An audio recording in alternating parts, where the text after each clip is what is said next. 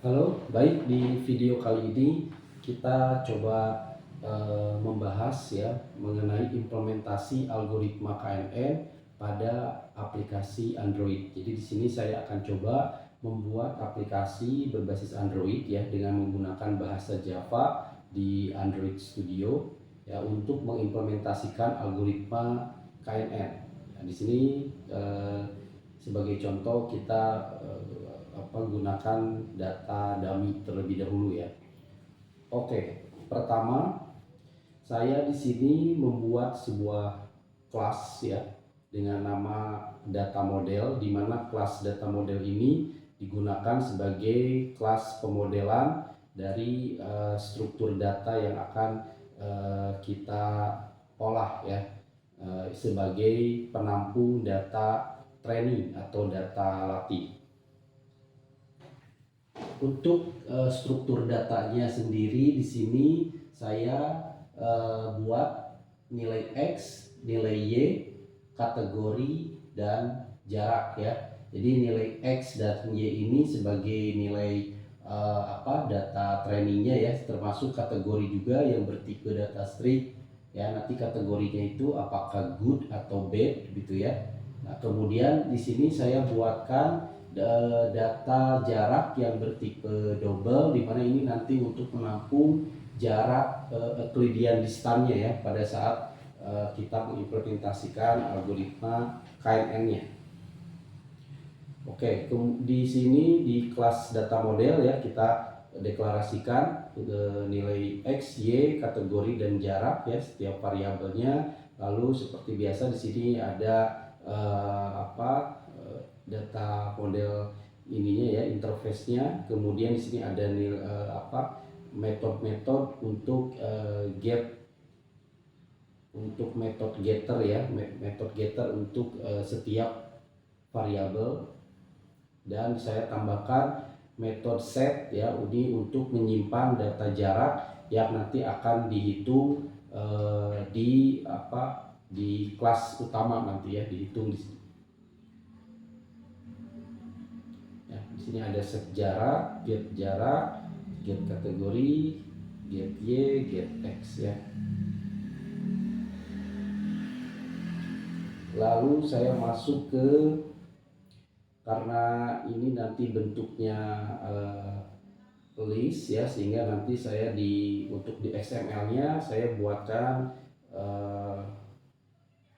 di sini saya buatkan kelas XML ya untuk menampung ini layout text view ya. Nanti layout text view ini untuk menampilkan data trainingnya.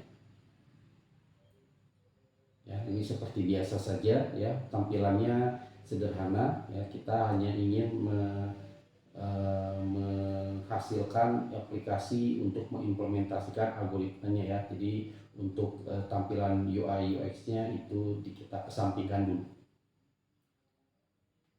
Kemudian untuk layout di activity main-nya, di sini ya saya akan menampilkan data trainingnya ya. Data trainingnya terdiri dari nilai X, nilai Y, dan kategorinya ya. Lalu di sini saya masukkan edit tag ya, input data untuk memasukkan nilai X dan Y testing ya, atau data ujinya. Lalu dihitung ya, nanti pas diklik button ini di bawahnya akan menampilkan hasil klasifikasi daripada nilai X dan Y testing yang kita inputkan. Itu akan masuk ke klasifikasi kategorinya apa gitu ya. Nah, itu hasil dari algoritma KNN-nya ya.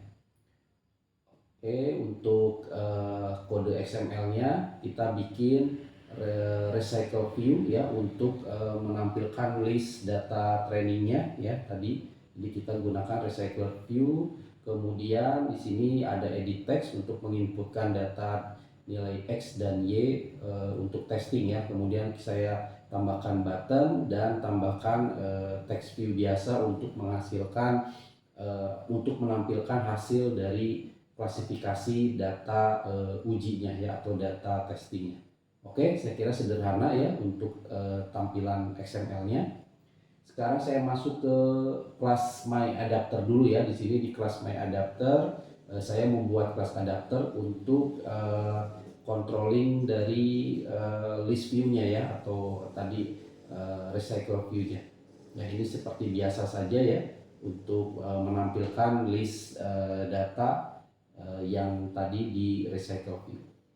Oke, sekarang kita masuk ke bagian main activity-nya ya. Di sini saya hanya bikin satu kelas saja untuk pemrosesannya ya. Jadi saya tidak pisahkan ya, karena saya kira ini masih sederhana. Oke, untuk di bagian deklarasi global, di sini saya mendeklarasikan membuat variabel i yang bertipe integer. Ini digunakan nanti sebagai seperti biasa inkrementasi di dalam perulangan ya. Nanti di bawah saya perlihatkan untuk perulangannya. Kemudian di sini saya membuat text view ya. Text view ini untuk menampilkan hasil dari klasifikasinya. Kemudian saya di sini mendeklarasikan edit text yang tadi untuk menginputkan nilai x dan y testingnya. Kemudian di sini ada saya buat variabel string untuk x testing dan y testing ya, untuk menampung nilai yang diinputkan oleh user di edit text tadi ya. Kemudian di sini ada variabel button untuk mengklik hitungnya ya. Oke, kemudian saya masuk ke bagian method onCreate. Di bagian method onCreate, di sini pertama yang saya lakukan adalah menginputkan data trainingnya ya, menginputkan data trainingnya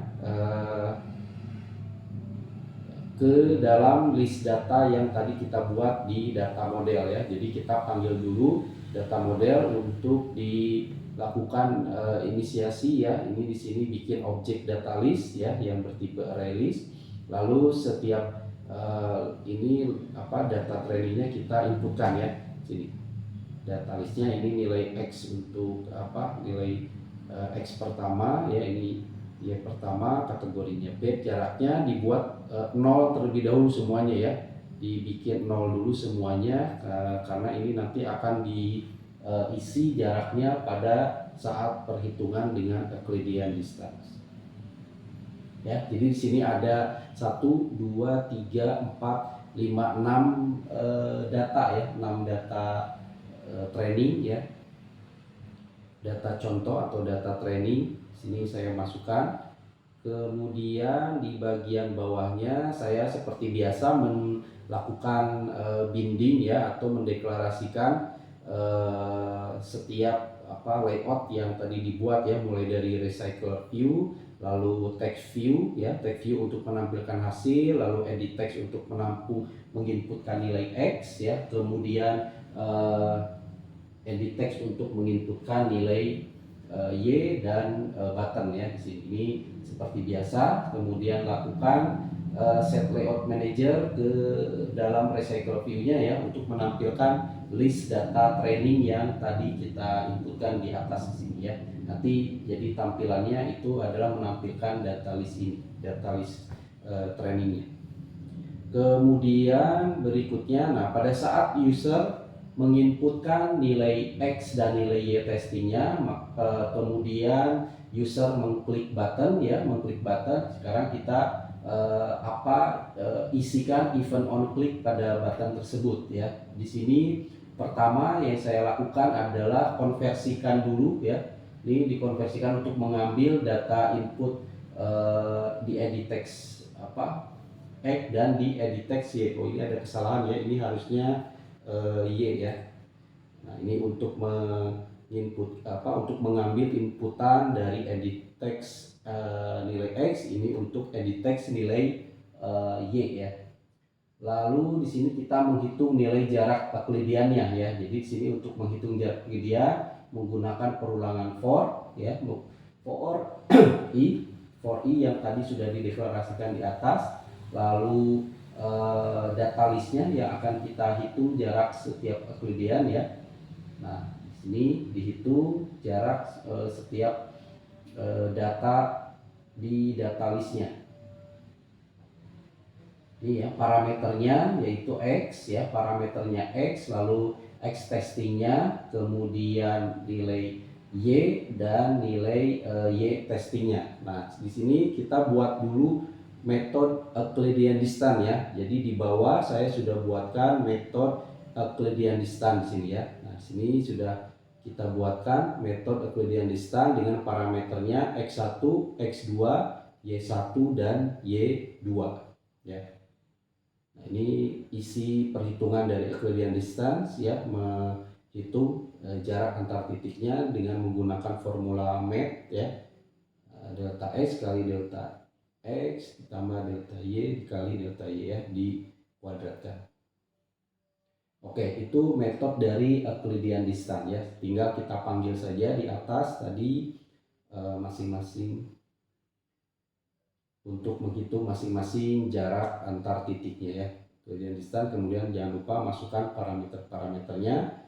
Lalu nah di sini ya data list untuk variabel jaraknya kita inputkan ya, yang tadinya di set 0 di awal. Nah sekarang di sini kita inputkan masing-masing ya sesuai dengan data increment. Lalu proses berikutnya yang dilakukan adalah mengurutkan ya data list yang tadi sudah dihitung setiap jarak Euclideannya itu dengan berdasarkan nilai jarak dari yang terkecil ke terbesar. Di sini saya menggunakan collection ya yang sudah ada di Java-nya, collection.sort data listnya, kemudian ini dilakukan komparasi ya. Jadi ini menggunakan collection ya. Sehingga nanti data list akan tersorting atau terurutkan dari nilai jarak terkecil sampai dengan nilai jarak terbesar.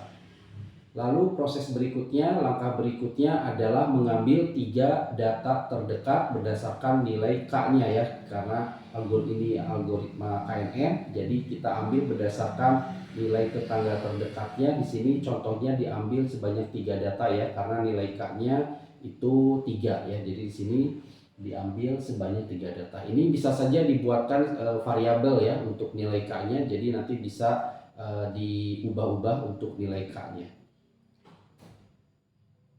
Oke, kalau sudah, sekarang proses berikutnya kita akan menghitung frekuensi dari masing-masing kategori dari 3 data terdekat yang sudah kita ambil di langkah sebelumnya, gitu ya.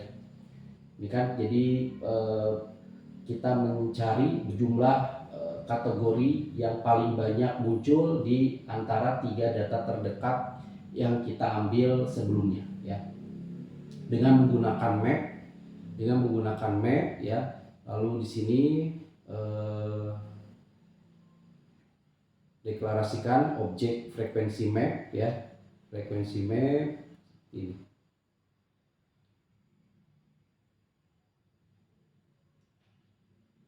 Oke, setelah itu baru kita bisa mencari kategori dengan frekuensi terbanyak atau yang paling muncul banyak itu yang mana gitu ya, dengan masih dengan menggunakan map ini ya. Nah hasilnya nanti akan disimpan di dalam suatu variabel string most frequent kategori ini ya. Nah sehingga nanti yang akan kita tampilkan di hasil akhirnya itu adalah variabel dari most frequent kategori ini ya. Oke, hanya itu ya yang bisa diketikkan ya. Kemudian sekarang kita coba tampilkan ya, kita demokan di sini. Ini saya menggunakan Appetize saja ya untuk menampilkan demo ini. Nah, ini tampilan dari aplikasinya ya. Pertama di sini sudah ditampilkan list dari data trainingnya ya. Ini untuk nilai X, ini untuk nilai Y ya. Kemudian ini kategori-kategorinya ya.